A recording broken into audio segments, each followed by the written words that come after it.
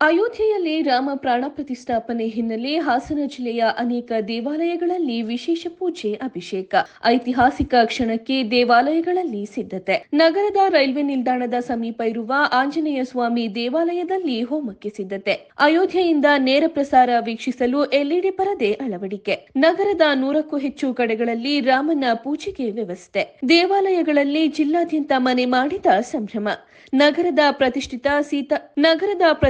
ಸೀತಾರಾಮಾಂಜನೇಯ ದೇಗುಲದಲ್ಲೂ ಹೋಮ ಹವನ